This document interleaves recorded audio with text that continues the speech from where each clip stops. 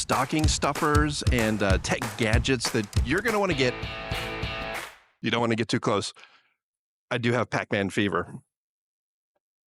This I love. I'm going to buy several of these for some people I know who would love this on their office desks. It's not just a light, but it is nice and calming. And this guy right here, you will be the life of the party. It's moving to the beat of my voice. But just imagine there's music playing. This thing looks so cool, following along with whatever song you are playing. And I'll demonstrate here. Let me do some beatboxing, okay?